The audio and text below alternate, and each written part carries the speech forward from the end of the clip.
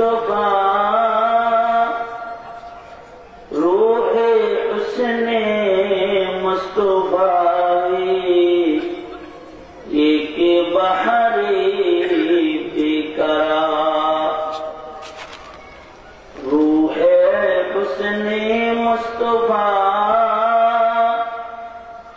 रूहे हुस्ने मुस्तफा एक बहरे बेकरार उसके साहिल तक हुई शीरी बयां पहुँचाने की बलगल उला बिकमाली कशफत तुजा बिजमालिही हसनत जमीउ खिसालिही रहे मेरे मस्कन हवाली काबा बने मेरे मदफन दियारी मदीना बलगल उला बिकमालिही कशफत तुजा बिजमालिही हसनत जमीउ खिसालिही सल्लु अलैहि व आलिही। अल्हम्दुलिल्लाह आयोजित 3 दिन ব্যাপী মহতী সম্মেলনের আজকের তৃতীয় রজনীর মহতরম সভাপতি উপস্থিত হযরত বুজুর্গ উলামায়ে কেরাম সম্মুখপানে সমবেত দিন প্রিয় ইসলাম প্রিয় দিনদার ইমানদার মুমিন মুসলমান ভাইয়েরা বুড়া বাবারা যুবক ভাইয়েরা পর্দার আড়ালের মা বোনেরা বিশ্বজগতের মালিক বিশ্ব প্রতিপালকের বিশ্ব দরবারে কালিমাত শকর যে মহান রব্বুল আলামিন অত্যন্ত দয়া করে মায়া করে ভালোবেসে রহমতি বরকতি জান্নাতের টুকরা বাগানে উম্মতের উলামায়ে দ্বীনদের সুহবতে কোরআন হাদিসের আলোচনার মাহফিলে আমাদেরকে আল্লাহ তাআলা আসার বসার তৌফিক দান করেছেন। এই জন্য রব্বে করিমের দরবারে আলিশানে শুকরগুজার হই। কালিমাত শুকর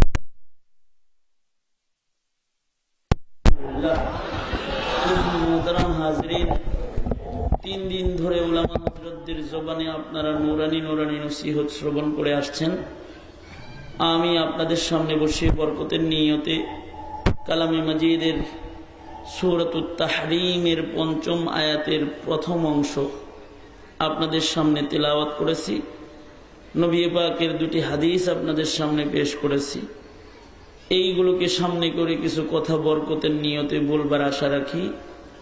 আল্লাহ তাআলা কিছু উপকারী কথা আলোচনা করবার তৌফিক দান করেন। আপনারা বলুন আমিন। মুহতারাম হাজিরিন, বিজ্ঞানের উন্নতির যুগে আমরা কতই না সুবিধা ভোগ করে আসছি। এমন এমন সুবিধাগুলো আমরা ভোগ করতেছি যে সুবিধা কল্পনাও আগের যুগের মানুষ এগুলো করে নাই। যেমন নেট সুবিধা, ইমো, ভাইবার, বিদেশে নিজের ছেলে থাকতেছে তার সাথে ছবি দেখে দেখে কথোপকথন, নেট সুবিধা, যে এখন মানুষ কত কিছু নেটে করতেছে, ব্যবসা বাণিজ্য ঘরে বসে বসে করতেছে। এইগুলো আগের জমানার মানুষ কল্পনাও করে নেই। কারোর একটা সন্তান যদি বিদেশে থাকছে, তাহলে এই সন্তানের সাথে আলাপ আলোচনা বা যোগাযোগের জন্য 6 মাস পর্যন্ত একটা চিঠির অপেক্ষায় থাকছে। আর এখন 6 সেকেন্ডে যোগাযোগ হয়। এই যে সুবিধাগুলো, এগুলো আগের যুগের মানুষ কল্পনাও করে নেই।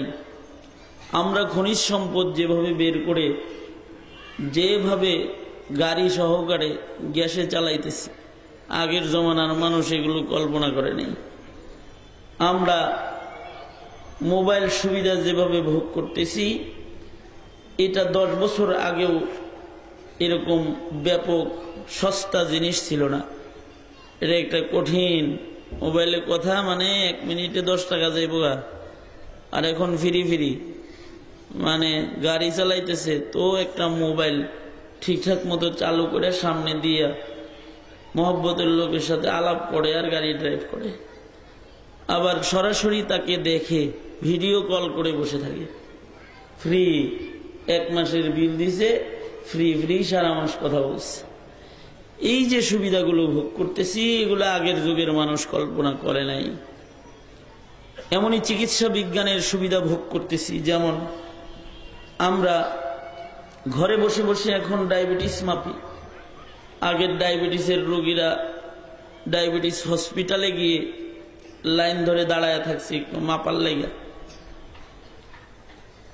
গ্রামে গঞ্জের মানুষ ডায়াবেটিসের রোগীর চিকিৎসাই করে নাই, ডায়াবেটিস আছে না নাই এটা বলতেও পারে নাই, পাঠায় দিছে যাও শাহবাগ হসপিটালে যাও গা, যা পরীক্ষা করে আসো।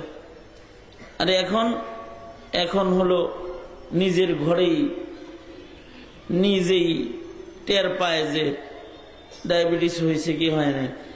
আমি একজনকে জিজ্ঞাসা করছি আপনার ডায়াবেটিস হয়েছে?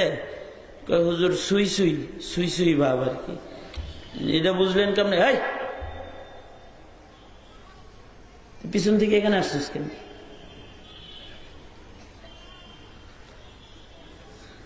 আপনার কি ডায়াবেটিস হয়েছে? ওই সুই সুই ভাব বুঝলি কেমনে? নিজেই 1 ফোঁটা রক্ত মেশিনে দিয়ে চেক করে বের করে ফেলছে।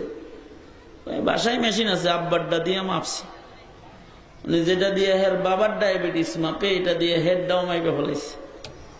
কত সুবিধা! ঘরে বসে বসে প্রেসার মেপে ফেলতেছে।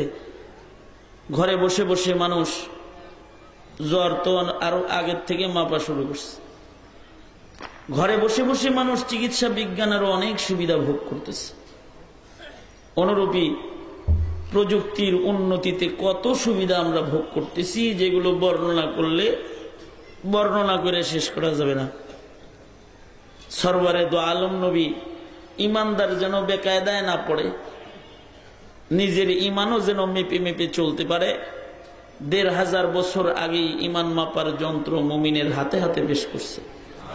নিজে নিজেই পরীক্ষা করে টের পাবে সে কি ইমানদার আছে নাকি ইমানদারের বাইরে চলে গেছে, এটা নিজেই টের পাবে। আল্লাহর রসুল এমন বহু কৌশল 1500 বছর আগেই উম্মতকে শিখায়া গেছেন। আমি যে হাদিস পড়েছি, একটি হাদিসে আল্লাহর নবী বলতেছেন, তার মানে হাদিসের অনুবাদ করার আগে আরো 2-4 কথা, সেটা হলো দেহের ডায়াবেটিস মাইপে মেপে চললাম, যেন সুগার নীল না হয়ে যায় তাও দেখলাম, বেড়ে না যায় তাও নিয়ন্ত্রণ করলাম, প্রেসার মেপে মেপে চললাম, হাই না হয় তাও দেখলাম, লো হয়ে গেলে খাবারের মেনু পাল্টালাম। তেমনি সরওয়ারে দো আলম নবী 1500 বছর আগে উম্মতের জন্য ইমানের পরিমাপের কৌশল শিক্ষা দিয়ে গেছেন। তুমি কেমনে বুঝবে যে তোমার ভেতরে ইমান আছে না নাই? আল্লাহর নবী বলেন, উম্মত আমার, তোমরা যদি নিজে নিজে নিজেদের ভেতরে 2টি জিনিস খুঁজে পাও, তাইলে বুঝবা ইমানদারের দপ্তরে তোমার নাম আছে, তুমি ইমানদার। আল্লাহর নবী বলেন, قال رسول الله صلى الله عليه وسلم قال رسول الله صلى الله عليه وسلم إذا سرتك حسنتك وإذا ساءتك سيئتك فأنت مؤمن। আল্লাহর নবী বলেন, যদি তোমার ভেতরে তুমি ইবাদতের খুশি মওজুদ পাও আর গুনার পেরেশানি মওজুদ পাও, 2টি বিশেষ গুণ, তুমি যদি ইবাদতের খুশির গুণে গুণী হও, শয়তানের ধোঁকায় নফসের তাড়নায় তোমার পাপ হয়ে গেছে, পাপ যদি তোমাকে পেরেশান বানায়, সরকার বলে ইবাদতের খুশি আর পাপের পেরেশানি যার ভেতরে আছে, আল্লাহর নবী বলে উম্মত সে নিশ্চিন্ত থাকো, তোমার ভেতরে ঈমানও আছে, ঈমানও তোমার ভেতরে আছে। এটা সাহাবায়ে কেরামের একটা শান। সাহাবায়ে কেরাম ইবাদতের খুশিতে গুণী ছিলেন, গুনাহ হয়ে গেলে পেরেশান হয়ে গেছেন। অর্থাৎ নামাজ আদায় করতে পারছে, খুশি হইছেন। পাপ হয়ে গেছে, তওবা করার জন্য পেরেশান হয়ে গেছেন। কখনো পেরেশানিতে নিজেকে মসজিদের নববীর খুঁটির সাথে বেঁধে ফেলেছেন। আল্লাহ, আমার গুনাহ হইছে, আপনি আমাকে ক্ষমা না করলে আমি বাঁধন ছাড়ব না। পেরেশানি, পাপের পেরেশানি। এই পেরেশানি আর এই খুশি থাকার কারণেই তারা আল্লাহর লিস্টে মুমিন ছিল। এই কারণে তারা যখন মুসিবতে পড়ে গেছে, মাইক লাগা অভ্যাস হলে হেরা খালি মুসরামুসরি করে। আমরা কিন্তু তাদের মাইকের সাউন্ডের উপরে লক্ষ্য করে তারপরে কথা বলি। হে আমার কথা কতটুকুন জোরে আমি বলবো এটা কি হে জানে? এ মুসরাইতেছে খালি। আগেই কত সুন্দর ছিল, কমায় রাখছিল, এটা বাড়াইতেছে কমাইতেছে, বাড়াইতেছে কমাইতেছে, চাকরি লিছে।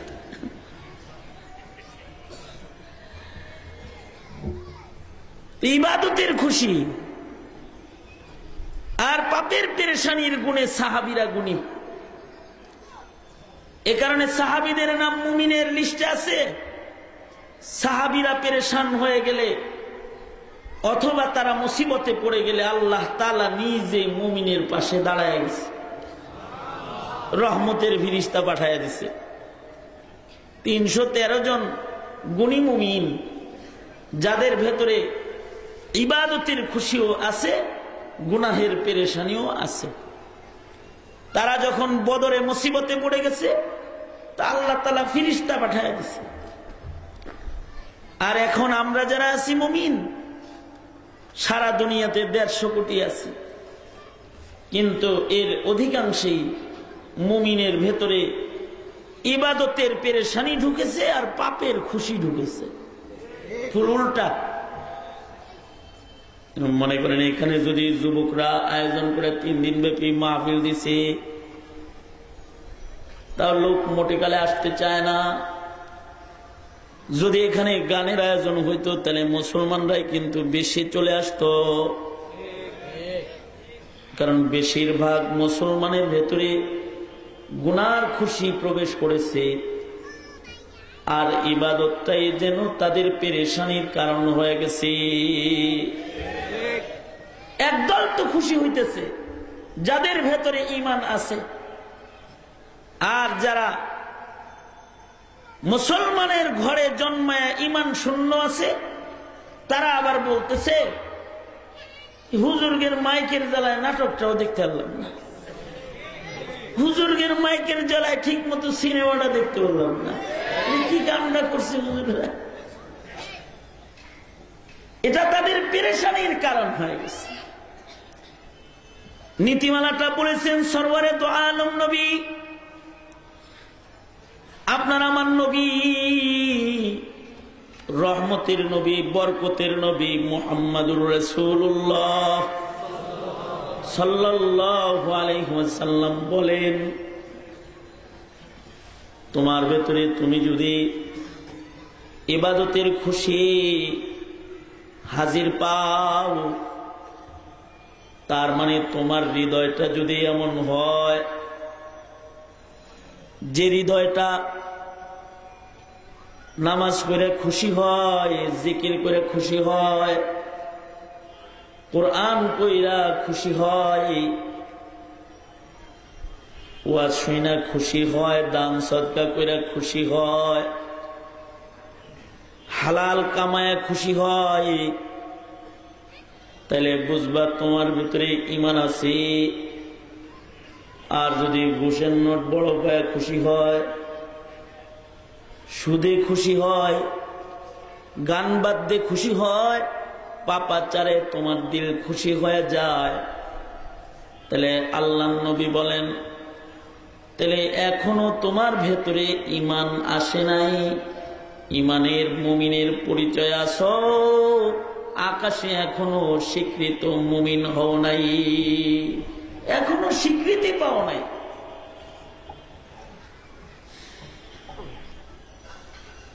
এই জন্যে আজকের আলোচনায় আমি আমার আলোচনার পয়লা বক্তব্য যেটা পেশ করতেছি আজকে, সেটা হলো এই যে আমরা আল্লাহর দরবারে মুমিনের লিস্টে নিজের নাম উঠাইবার স্বার্থে নিজেদের ভেতরে ইবাদতের খুশি লালন পালন করব এবং গুনাহের খুশি আনয়নের মেহনত করব না। গুনাহ যেন আমাদেরকে খুশি না করে, ইবাদত যেন আমাদেরকে খুশি করে। হ্যাঁ, পাপ হয়ে গেলে আমরা পেরেশান হয়ে যাব, নিজের অজান্তেই অনিচ্ছাকৃত কিছু গুনাহ হয়ে গেছে, তো এর জন্য ইস্তিগফার করব, পেরেশানিতে আল্লাহকে বলবো, আল্লাহ মাফ করে দেন। তৈয়ার আছি না ইনশাআল্লাহ? যদি তৈয়ার থাকি তাইলে আল্লাহর নবী বলেন, এই গুণ দুইটা চলে আসলে তুমি আল্লাহর কাছে স্বীকৃত মুমিন হয়ে যাবা। এই স্বীকৃত মুমিন হইলে কি লাভ? স্বীকৃত মুমিন হইলে মুমিনের জিম্মাদারি নিবেন আল্লাহ। মুমিনের জিম্মাদার আল্লাহ হয়ে যায় যদি মুমিনটা হাকিকি মুমিন হয়ে যায়। সত্য সত্য ইমানের গুণে যদি কোনো মুমিন বান্দা গুণী হয়ে যায়, তাহলে তার জিম্মাদার হয় স্বয়ং আল্লাহ। ওয়াল্লাহু ওয়ালিউল্লাযিনা আমানু, ইমানদারদের অভিভাবক হলেন আল্লাহ। তাহলে আমাদের অভিভাবক কাকে বানাইতে হবে বলুন? আওয়াজ করে জোরে বলুন, কারে বানাইতে হবে? কারে? আমাদের মালিককে। আওয়াজ করে বলুন, মালিককে। আরো জোরে আওয়াজ করে জোরে বলুন, মালিককে। পাশেই নেই স্টেডিয়াম? হ্যাঁ, স্টেডিয়াম পাশে না? এতগুলা লোকে যদি খেলা দেখে, কিরকম ছক্কার তালিটা দেয়। আল্লাহর নামও তো জোরে নিতে হবে, তাই জোরে নিতে বলি আর কি। গুনাহের খুশির আওয়াজ তো বড় হয়, ইমানের জিক্রুল্লাহর আওয়াজ বড় হইতে অসুবিধা কি? মালিককে জোরে আওয়াজ করে বলেন, কে? আমাদের মালিক আল্লাহ। আল্লাহ তাআলা আবার জিম্মাদার হইবেন। আল্লাহ তাআলা আমাদের জিম্মাদার হয়ে যাবেন, শর্ত হলো যদি আমরা মুমিন হইতে পারি। দাবিদার মুমিন নয়, আসল মুমিনের খাতায় নাম নিতে হয় যদি আল্লাহ তাআলার জিম্মাদারির মুমিন হতে হয়। আল্লাহর জিম্মাদারির মুমিন হতে হলে মাইকলা আপনি আওয়াজ কমান, মাইকলাকে আওয়াজ কমাইতে বলেন, আমার কষ্ট হইতেছে, আমি পারবো না কথা বলতে। বন্ধ রাখলাম, মাইক সুন্দর করেন, আগে যা ছিল সেটা করেন, বেশি আওয়াজে আমি কথা বলি না। মাইকলা কই?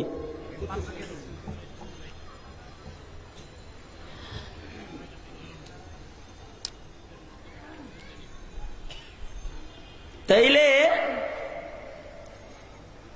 এমন কমাই দিব এখন, দেখেন আপনার করে জ্বালায় ছাড়ব। মানে কত সুন্দর ভাবে বসছিলাম, কি করলো মশরা মশরি করে, চিন্তা করেন তো। কথা কইতেছি, এর ফাঁকে কত কথা কইতেছি। ইকো দিয়ে থইব, আমি আমার ওয়াজে ইকো দিতে তোমার দায়িত্ব দিছি আমি। আওয়াজ বাড়াইবো, বেশি কমাইবো, যেরকম রাখছো সেরকম রাখো। আপনারা আবার বিরক্ত হবেন না, বিরক্ত হইবেন না। এই জন্যে মেজাজের খেলাফ কিছু হইলে পরে কষ্ট লাগে, লাগাটা স্বাভাবিক। আমাদের তো ঘুম ঠিক নাই, খানা দানা ঠিক নাই, রাত্রে ঘুমাই না, আজকে জুমাবার, দিনেও ঘুমাইনি। তবিয়ত আপনাদের মতো ঠান্ডা না থাকাটাই স্বাভাবিক নাকি? খানা দানা ঠিক না থাকলে, ঘুম ঠিক না থাকলে তবিয়ত ঠিক থাকে। কেউ উল্টা পাল্টা করলে মনে হয় যে ওরে যে কতক্ষণ মার দিই। দোনো হাত তোলেন, সোজা করেন, আঙুল খুলে দেন, নাড়াচাড়া দেন দেখি। জবান খুলে আওয়াজ করে বলুন আল্লাহু আকবার। আরো জোরে করে বলুন আল্লাহু আকবার। হাত নামান।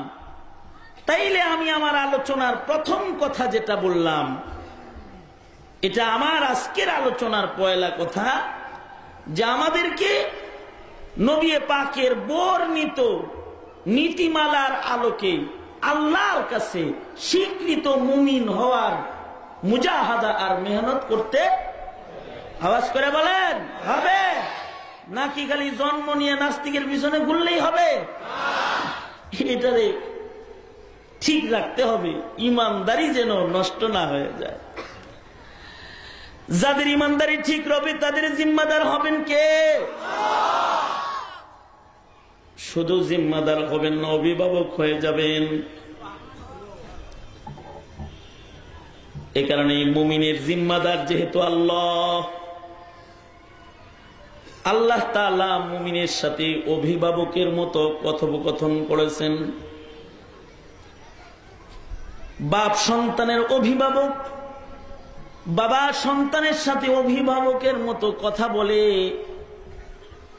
সন্তানকে বলতে থাকে ছাদের উপরে যায় খেলবা না, হঠাৎ পড়ে যাবা, পানির কাছে যেও না, তুমি সাঁতার জানো না, আমার আঙ্গুল ধরে ধরে হাঁটো, পিচ্ছিল পথে পড়ে যাবা না। মা সন্তানকে নিজের আঙ্গুল ধরে দেয়। সন্তান যদি দৌড়াইতে চায়, মা বলে দৌড়াইস না, পিচ্ছিল পথ পড়ে যাবি, আমার আঙ্গুল ধরে ধরে হাঁট। মার সাথে সাথে মার হাত ধরে ধরে হাঁটো। আল্লাহ তাআলা যেহেতু মুমিনের অভিভাবক, আল্লাহ তাআলা মুমিনের সাথে অভিভাবকের মতো কথা বলে বান্দা মন মতো দৌড়াদৌড়ি করো না, ওয়াতাসিমু বিহাবলিল্লাহি জামিআ। লৌহে মাহফুজ থেকে আমার যে রশিটা দিছি এটা ধইরা ধইরা চলাফেরা করো, তাহলে শয়তানের ধোঁকায় তুমি জাহান্নামের আগুনে পড়ে যাবা না। এটা ধইরা হাঁটো। আবার কখনো কখনো বলেছি বান্দা ওই দিকে যাও না, ওইদিকে আগুন, ওইদিকে জাহান্নাম, এইদিকে আসো, এইদিকে আমার জান্নাত। ওই কাজ করো না, তাহলে কিন্তু আগুনে ফেলে দিব। এই কাজ করো, তাহলে জান্নাত পাওয়া যাইবা। ওইরকমই অভিভাবকের মতো আমি যে আয়াত তিলাওয়াত করেছি, এখানে আল্লাহ তাআলা ডেকে বান্দাকে বলতেছেন, ইয়া আইয়ুহাল্লাযীনা আমানু উ আনফুসাকুম ওয়া আহলিকুম নারা। আল্লাহ বলেন, হে আমার পেয়ারা ঈমানদারেরা, নিজেকে তোমরা আগুন থেকে বাঁচাও, নিজের আপনজনদেরকে আগুন থেকে বাঁচাও। নিজেও আগুন থেকে বাঁচো, আহালকেও আগুন থেকে বাঁচাও। অভিভাবকের মতো একটা বক্তব্য যে আগুনে পড়ে যাও না, আগুন ভয়ঙ্কর। আল্লাহর কোরআনে আগুন শব্দ দিয়ে আল্লাহ তাআলা জাহান্নাম বুঝাইছেন বান্দাকে। আগুন থেকে বাঁচো মানে জাহান্নাম থেকে বাঁচো। কোথাও কোথাও জাহান্নাম থেকে বাঁচতে বলেছেন, আবার কোথাও কোথাও আগুন শব্দ বলে আগুন থেকে বাঁচতে বলেছেন। আব্দুল্লাহ ইবনে আব্বাস বলেন, জাহান্নাম যেহেতু পুরাটা আল্লাহ তাআলা আগুন দিয়ে ভরপুর করে রাখছেন, তাই কখনো কখনো আগুনের পরিচয় জাহান্নামের পরিচয় আগুন শব্দ দিয়েও পেশ করেছেন। কারণ জাহান্নামের ভেতরে এক চুল জায়গা এমন নাই যেখানে আগুন নাই। জাহান্নাম পুরাটাকে আল্লাহ তাআলা আগুন দিয়া ভরে রাখছেন। আগুন বলে বলে আল্লাহ তাআলা আবার আল্লাহর কোরআনে জাহান্নামের আলোচনা করেছেন। তার মানে মানুষ আগুন চিনে ভালো, আগুন যে ভয়ঙ্কর এটা মানুষ সবাই জানে। আগুনে পড়লে মুসিবত আছে এটা সবার জানা আছে। জাহান্নামে পড়লে আগুনে পড়বে, তাই জাহান্নামের আগুন থেকে আল্লাহ তাআলা বান্দাকে বাঁচতে বলেছেন। জাহান্নাম পুরাটা আগুন। আল্লাহ তাআলা জান্নাতের পরিচিতি বান্দার সাথে আল্লাহর কালামের মাধ্যমে পেশ করে জান্নাতকে বুঝবার জন্য জান্নাতের নিয়ামতের অংশ বান্দাকে দুনিয়াতে দান করেছেন। যেমন যৌবন, এটা জান্নাতের নিয়ামত। আল্লাহ তাআলা কোন জান্নাতীকে বুড়া অবস্থায় জান্নাতে প্রবেশ করাবেন না। সব স্থায়ী যৌবনের মালিকানা নিয়ে জান্নাতে যাবে। জান্নাতে শ্রেষ্ঠ সৌন্দর্য হবে, তাই দুনিয়াতে কাউকে অসুন্দর বানায়া সৌন্দর্যের আকর্ষণ দিলে ফেলে দিয়েছেন। তুই কালাটাকেও আমি সুন্দর বানায়া দিব যদি জান্নাতের উপযুক্ত হইতে পারস। দুনিয়া আল্লাহ তাআলা মান মর্যাদা দিয়েছেন জান্নাতের মান মর্যাদা বুঝার জন্য। দুনিয়াতে আল্লাহ তাআলা খানা দানা দিয়েছেন জান্নাতের খানা পিনার স্বাদ আন্দাজ করার জন্য। অনুরূপী দুনিয়াতে আবার সাপও দিয়েছেন কবরের সাপের বিষ বুঝার জন্য। দুনিয়াতে আল্লাহ তাআলা আগুনও দিয়েছেন জাহান্নামের আযাবের উপলব্ধি কল্পনা করার জন্য। আমাদের দুই নয়নে আমরা আল্লাহর যত সৃষ্টি দেখি এর ভেতরে আগুনের চাইতে ভয়ঙ্কর কোনো কিছু নাই। আগুন সর্বাপেক্ষা বেশি ভয়ঙ্কর। আর এই সবচেয়ে বেশি ভয়ঙ্কর বস্তু দিয়েই আল্লাহ তাআলা জাহান্নামকে ভরপুর করেছে। পানির ভেতরেও কিছু সময় বেঁচে থাকা যায়, পানিতে সাঁতার কাটা যায়, জাহাজ লঞ্চ ডুবে গেলে ভেসে ভেসে তীরে পৌঁছে যাওয়া যায়, বাতাসে উড়ায় নিলেও বেঁচে যাওয়া যায়,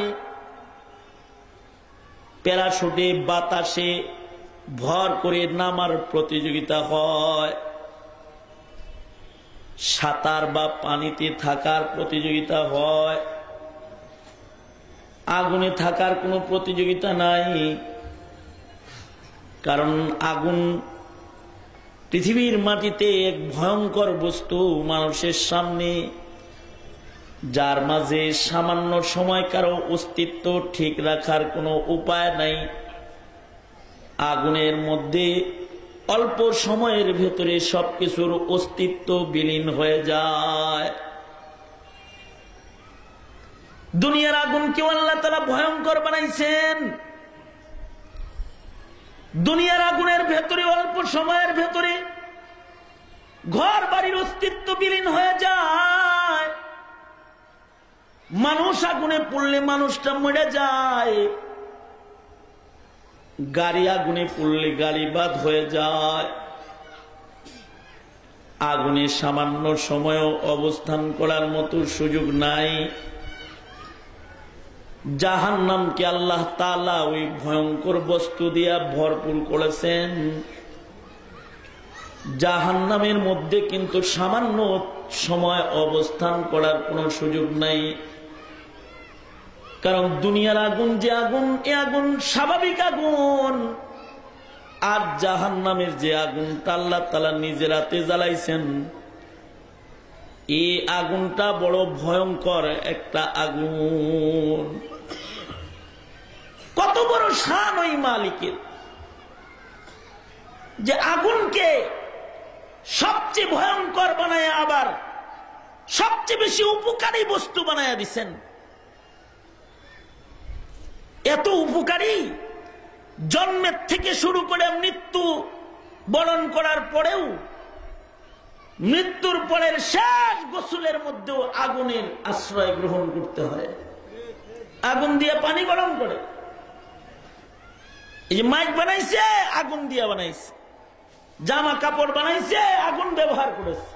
বুতাম বানাইছে, আগুন ব্যবহার করেছে। সুই বানাইছে, আগুন ব্যবহার করেছে। সুতা বানাইছে, আগুন ব্যবহার করছে। মানব জীবনে কত মজার খানা খাইছে, আগুন ব্যবহার করেছে। আগুন ছাড়া খাবার খাইতে পারে নাই। বিড়ি খাইছে, তাও আগুন দিয়ে পুরো এই খাইছে। এত উপকার এটার ভেতরে রাখছে আল্লাহ, যে এইটা মানব জীবনের কদমে কদমে, ধাপে ধাপে এর উপকার উপলব্ধি করে। এত উপকারী বস্তু, কিন্তু এইটার থেকে সব সময় সাবধান। এক কলস পানি ভয়ঙ্কর না, মেসের এক অল্প একটু আগুন, মেসের কাঠির আগুন ভয়ঙ্কর। অনেকখানি বাতাস ভয়ঙ্কর না, বিড়ির মাথার একটু আগুন এটাও ভয়ঙ্কর। যদি তুলায় লেগে যায় তাহলে ধরে দেবে। ঘরের ভেতরে পানি থাকে, পানি নিয়ে চিন্তা করে না, কিন্তু ঘরের আগুন নিয়ে সবাই টেনশন। সর্বাপেক্ষা ভয়ঙ্কর, কিন্তু এর ভেতরে সবচেয়ে বেশি উপকারও দিয়েছেন আল্লাহ। উপকার দিয়া আগুনকে আল্লাহ তাআলা ভরপুর করেছেন। কেন এত উপকার ভয়ঙ্কর আগুনের ভেতরে আল্লাহ দান করেছেন?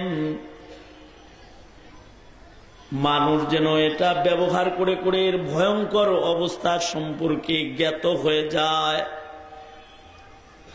আগুন ভয়ঙ্কর এটা বুঝাইবার জন্য যেন কাউকে কলেজে ভর্তি করতে না হয়। আগুন ভয়ঙ্কর এটা বোঝানোর জন্য যেন তাকে স্কুলে না পাঠাইতে হয়। মানব জীবনের ব্যবহারে এত আগুনের ব্যবহার আল্লাহ তাআলা দান করেছেন, যে একটা পাগল যে তার পিতা মাতার পরিচয় ভুলে যায়, সেও আগুনের পরিচয়কে ভুলে না। মারে যায় বলে খালা বাদ দেন, আব্বারে যায় বলে ভাই। আগুন রে পানি বলেন, আগুন জ্বালাইলে দৌড় দিবে। আগুন রে চিনছে। মানুষের সাথে আগুনের পরিচয় এত সুন্দর করে আল্লাহ সেটেল করলেন কেন? যেন আগুন থেকে জাহান্নামের আগুনের আন্দাজা বান্দা করে। এজন্য এত পরিচয়ের সাথে করেছেন। কিন্তু আফসোস, আমরা তো এটা দিয়া খালি রান্না করে খাইছি, জাহান্নামের কথা এটা দিয়ে কোনোদিন চিন্তা করি নাই। আবার আল্লাহ তাআলা তার বন্ধুকে বলতেছেন, বন্ধু আপনি বলে দেন, আপনার বান্দাদেরকে আপনি বলুন, জাহান্নামের আগুন কিন্তু তার সামনের মেসের কাঠি আর গ্যাসের আগুনের মতো আগুন নয়। আপনি আমার বান্দাদেরকে জানায় দেন, কুল নারু জাহান্নামা আশাদ্দু হাররা। আপনি বলে দেন, জাহান্নামের আগুন কিন্তু সর্বোচ্চ ভয়ঙ্কর একটা আগুন। দুনিয়ার আগুন থেকে যদি এত সাবধান বান্দা হয়, তাইলে জাহান্নামের আগুন থেকে কত সাবধান হতে হয়। যে আগুন ভয়ঙ্কর আগুন, আল্লাহ তাআলা ওই আগুন থেকে বান্দাকে বাঁচতে বলে, বলে বান্দা উ আনফুসাকুম ওয়া আহলিকুম নার। আমরা আগুন ব্যবহার করেছি, কিন্তু আগুন দিয়ে ঈমান তাজা করি নাই। আগের জামানার মুমিন যারা, যেমন রাবিয়াতুল বসরি, আগুন জ্বালায়া রাতের বেলায় বাতির আগুনের ভেতরে নিজের আঙ্গুল ঢুকায় দিছে। বাতির আগুনে আঙ্গুলটা পুড়ে গেছে, তাড়াতাড়ি বের করে পুরা আঙ্গুলটা মোনাজাতের ভেতরে আল্লাহকে বলতেছে, আল্লাহ আমি তোমার দুর্বল দাসী রাবিয়ার হাতের দিকে একটু তাকায় দেখো। মোমবাতির আগুন সহ্য করার ক্ষমতা আমি দাসী রাবিয়ার দেহে নাই। এই দাসীটাকে যদি তুমি জাহান্নামের ইন্ধন বানাও আল্লাহ, আমি কিন্তু সহ্য করতে পারবো না ও মালিক। তাই রাবিয়ার মিনতি, দরখাস্ত তোমার কাছে, তুমি রাবিয়াকে জাহান্নাম থেকে রক্ষা করো। সরওয়ারে দো আলম নবী বলেন, কেউ যদি, কোন বান্দায় যদি সকাল বেলায় আল্লাহকে শুধু বলে, আল্লাহ আমি আগুন থেকে মুক্তি চাই, আগুন থেকে মুক্তি চাই। ফজর পড়ে কোন বান্দা যদি বলে, আল্লাহুম্মা আজিরনি মিনান নার, 7 বার যদি দোয়াটা পড়ে, সরওয়ারে দো আলম নবী বলেন, মাগরিবের নামাজ পড়ে যদি কেউ 7 বার বলে, আল্লাহুম্মা আজিরনি মিনান নার, আল্লাহ জাহান্নামের আগুন থেকে আমি আপনার কাছে মুক্তি চাই। আল্লাহর নবী বলেন, বান্দায় যদি রবের কাছে সকাল সন্ধ্যায় আগুন থেকে মুক্তি জবানেও চায়, এই বান্দাটা যদি দিনে রাত্রের কোনো অংশে মরে যায়, তাহলে সরকার বলে এমন বান্দা যে সকাল সন্ধ্যা জাহান্নাম থেকে মুক্তি চাইবে, তাকে আল্লাহ তাআলা কবরে আগুনে জ্বালাবেন না। আল্লাহু আকবার জোরে বলেন, আল্লাহু আকবার। জাহান্নামের আগুন কবরে ধরবে না। তবে জাহান্নামের আগুনের ভয়ঙ্কর অবস্থা ফিকির করার মতো মেধা মুমিনের থাকতে হবে। দোয়াটা করবে কখন? যখন জাহান্নামকে চিনবে, তখন না দোয়া করবে। এজন্য আল্লাহর রাসূল সাহাবীদের সামনে জাহান্নামের আগুনের বিবরণ পেশ করেছেন। জানো জাহান্নামের আগুন কেমন? দুনিয়ার আগুন লাল, জাহান্নামের আগুন জ্বলতে জ্বলতে কালো হয়ে গেছে। দুনিয়ার আগুনে উপকারও আছে, অপকারও আছে।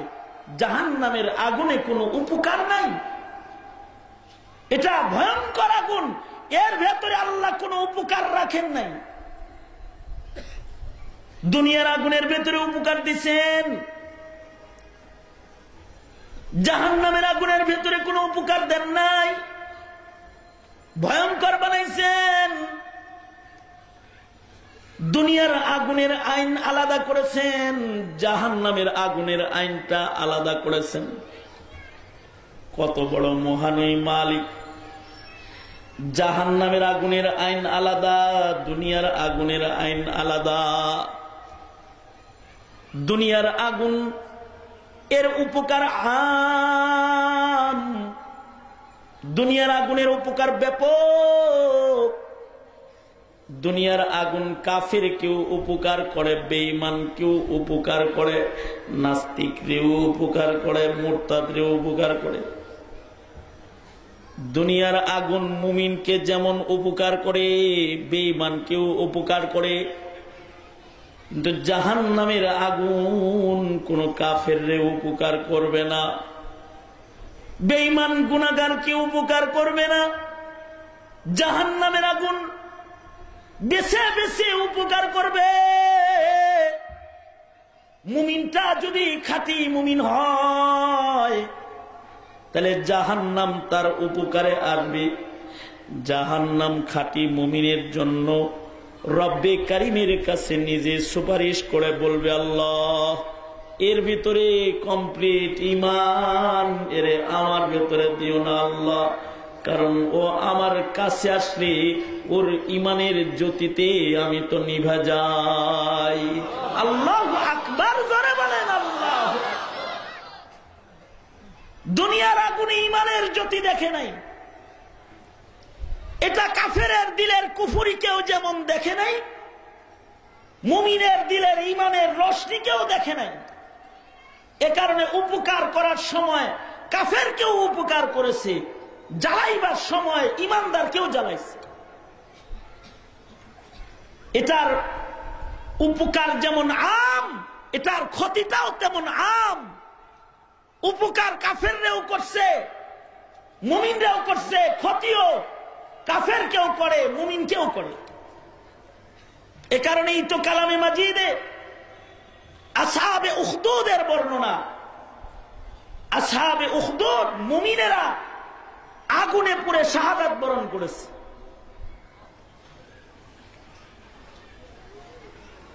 বার্মায় মুমিনদেরকে আগুনের চুলার ভিতরে জ্বালানো হইতেছে। কালেমাওয়ালা মুমিন আগুনে পুড়ে কয়লা হয়ে যেতেছে, কয়লা। ইমানদার কিন্তু আগুনে পুড়ে যায়। দুনিয়ার আগুন ইমানদার কেউ পোড়ায়, কাফের কেউ পোড়ায়, কিন্তু ময়দানে মাহশরের আগুন, জাহান্নামের আগুন মুমিনকে পোড়াবে না। বরঞ্চ আল্লাহর রাসূল বলেন, নেককার খাঁটি মুমিন যখন পুলসিরাতের পুলের উপর দিয়ে আরামে নিশ্চিন্ত মনে তার নামাজের আলো, তার রোজার আলো, তার হজ, তার যাকাত, তার সাদাকা খায়রাত, তার ঈমানের আলো দিয়ে যখন মুমিন পুলসিরাত দেখে দেখে আস্তে আস্তে পার হতে থাকবে, তখন জাহান্নাম থেকে চিৎকার আসবে, এই মুমিন, পুলসিরাত তো জাহান্নামের উপরে, তুমি আস্তে আস্তে হাঁটো কেন? তুমি একটু জলদি দৌড়ে চলে যাও, তোমার ঈমান আমলের নূরে আমি নিভা যাইতেছি, তুমি দেখো না তোমার ঈমান আমলের নূর যে আমারে নিভায়া দিতেছে। তার মানে দুনিয়ার আগুন মুমিনকে জ্বালায়, কিন্তু জাহান্নামের আগুন মুমিনকে ভয় পায়। আল্লাহু আকবার জোরে বলেন আল্লাহু আকবার। এটা নবী পয়গম্বররেও ছাড়ে না। যেমন জারজিস আলাইহিস সালাতু ওয়াস সালাম নামী পয়গম্বর,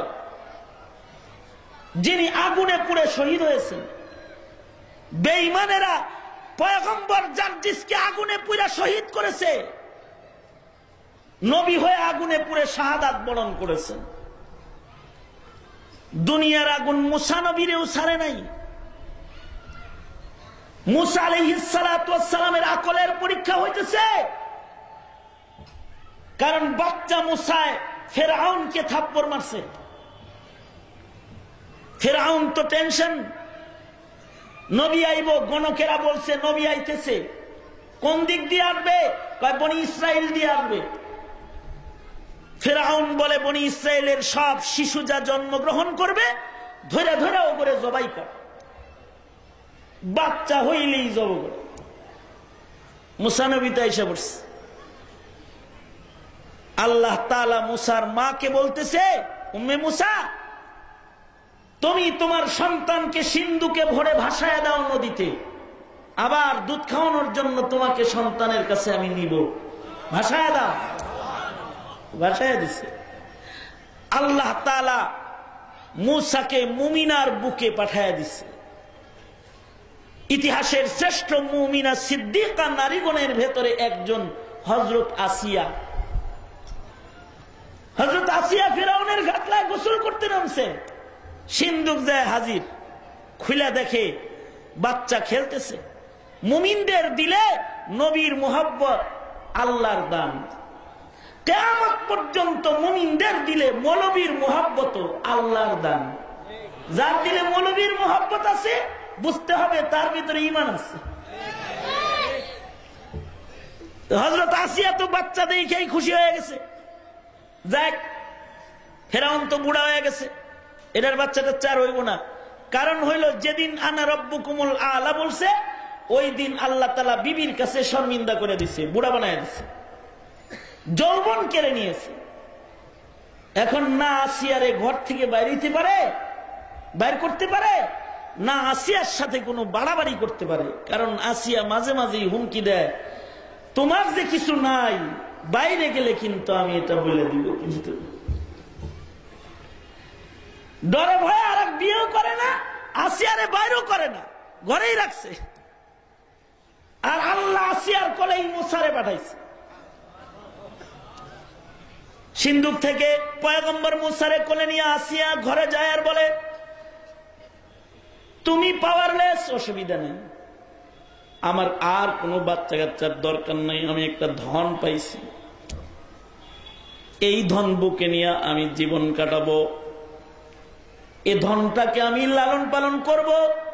পানিতে ভেসে আসা মহাধন আমার মালিক আমারে দান করছে, আমি তার তোমারে খোদা মানি না, আমি যারে প্রভু মানি তিনি আমার একটা বাচ্চা দিছে, এটাকে আমি পালবো। বহু সন্তান তুমি জবাই করেছো, এটাকে জবাই করতে দিব না, যদি এটার দিকে কোন নজরে তাকাও তাহলে তোমার খোদাগিরি বাইরে যায় আমি নষ্ট করে দিব। আমি বলবো তুমি খোদা হওয়ার যোগ্য না। যদি বিশ্বাস না হয় তাহলে আর একটা বিয়ে করায় দেখো কিরম দুর্বল, তুমি যে খোদা হওয়ার যোগ্য না এটা কিন্তু বাইরে বলে দিব, আওয়াজ করবা না। ফেরাউন আওয়াজ করেন, ঘরে মুসা লালিত পালিত হইতেছে, বাচ্চাদের খেলা চিত্তাকর্ষক হয়। মুসা আলাইহিস সালাম খেলতেছেন, ফেরাউনের দেখা বাচ্চারে আদর করতে মনে চাইছে, কোলে লইছে।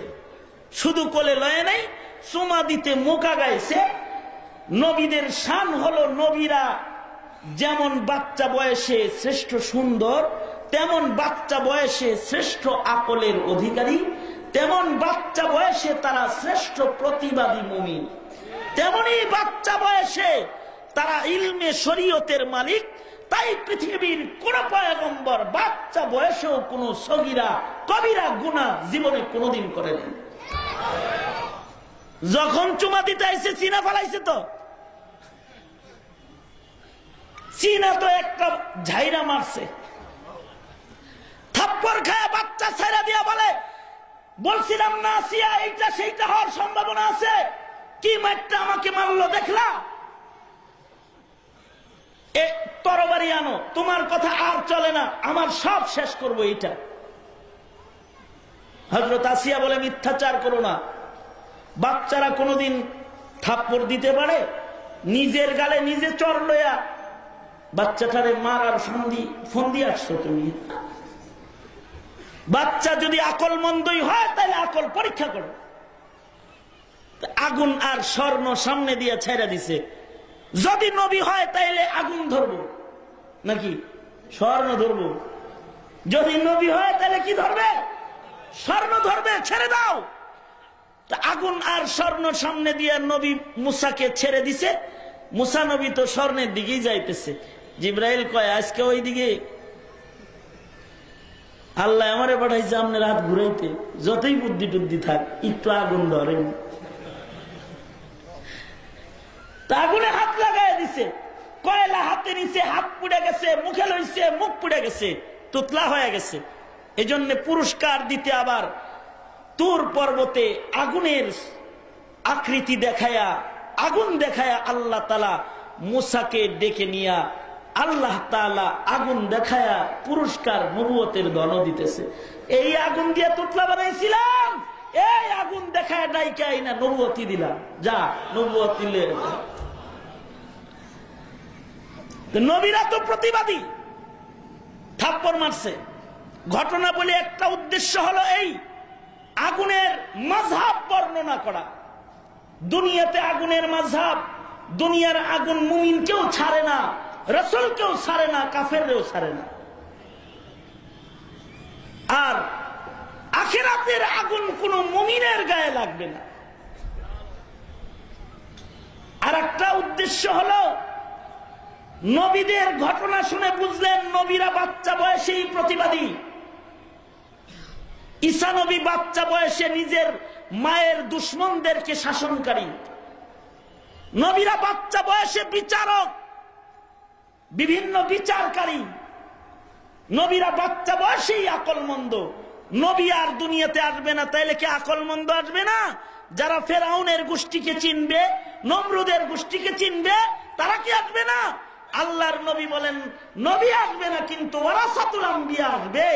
তারা নাস্তিক দেখলেই বুঝবে, মুরতাদ দেখলেই বুঝবে এটা ফেরাউনের রক্ত, এটা হামানের রক্ত, এটা নমরুদের রক্ত।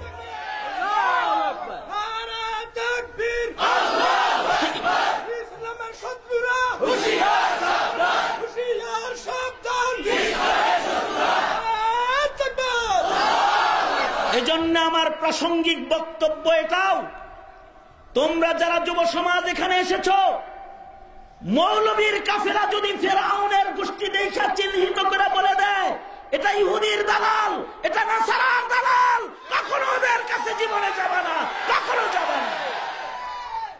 কারণ নবী আর আসবে না, তবে নবীর ওয়ারিসগণ আসবে, যারা জাতিকে হিদায়াতের রাহনুমাই করবে। এটা একটা প্রাসঙ্গিক শিক্ষা। আলেমরা যদি কোনো পথ দেখায় দেয়, ঝগড়া লাগাইবা যে হ্যাঁ কথা কও না কেন, কথা কও না কেন, হ্যাঁ কথা কও না কেন, তর্ক করবা যায় না। আলেমের কাফেলা যদি বলে এদিকে যাও না, তাহলে এদিকে যাবা না, ওদিকে জাহান্নাম। দুনিয়ার আগুন থেকে শিক্ষা নিবা, আখিরাতের আগুনের, কবরের আগুনের, জাহান্নামের আগুনের।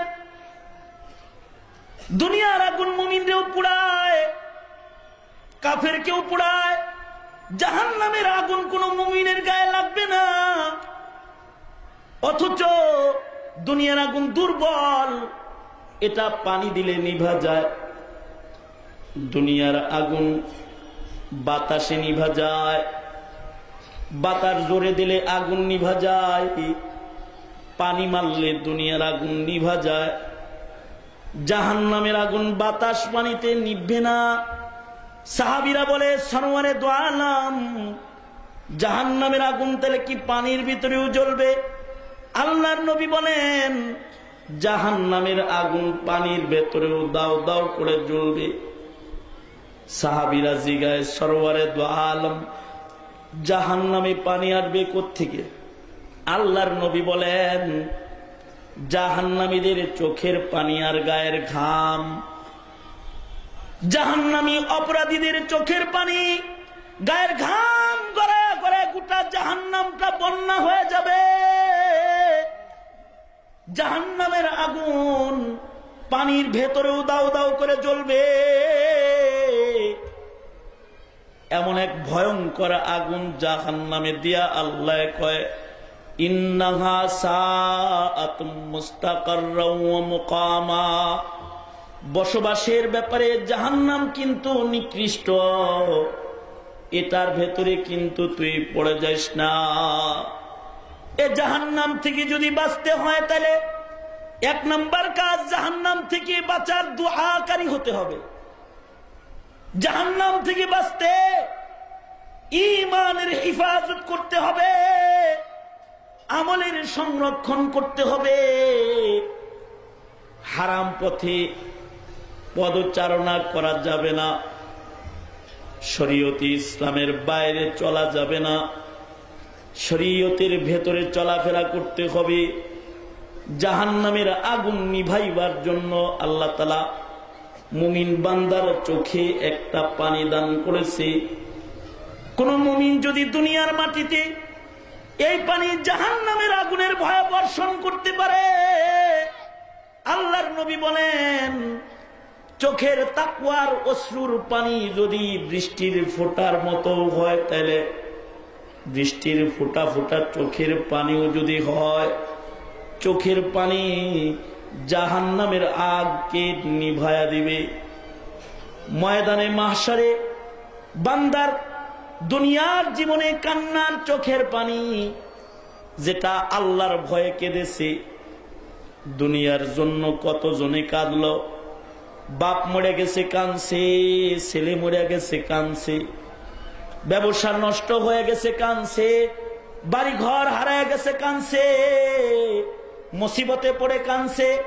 আর দুনিয়ার মাটিতে কিছু বান্দা আছে আল্লাহ পাওয়ার লেগে কাঁদছে, জান্নাত পাওয়ার জন্য কেঁদেছে, জাহান্নামের আগুন থেকে বাঁচবার জন্য কেঁদেছে। যারা জাহান্নামের আগ থেকে বাঁচার জন্য কাঁদবে, তাদের চোখের কাতরা কাতরা পানি আল্লাহ তাআলা হিফাজত করবে। ময়দানে মাহশরে এ পানিগুলো বান্দার হাতে জাহান্নাম থেকে বাঁচার জন্য এনে হাজির করে দিবে। সরওয়ারে দো আলম নবী বলেন, বৃষ্টির ফোঁটার মতো চোখের পানিগুলাও জাহান্নামের আগুনে ছিটায় দেওয়ার সাথে সাথে জাহান্নাম পিছনে চলে যাবে। সরওয়ারে দো আলম নবী বলেন, যেই চক্ষুগুলা জাহান্নামের ভয়ে কাঁদবে, আল্লাহর আযাব শাস্তির ভয়ে যারা কাঁদবে, আল্লাহর নবী বলেন ওই কান্নেওয়ালা চোখগুলাকে জাহান্নামের আগুন তাদের জন্য হারাম বানায়া দেওয়া হবে। হুররিমাতিন নারু আলা মান বাকাত মিন খাশিয়াতিল্লাহ।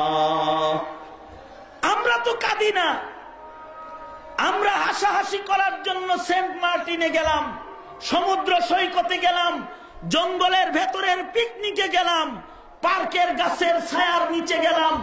জীবনে কাদার জন্য কোনদিন জঙ্গলে গেছ? জীবনে কাদার জন্য কোনদিন ঘরের দরওয়াজা বন্ধ করেছ? ব্লু ফিল্ম আর টিভি সিনেমা দেখার জন্য নিরিবিলি হয়েছ?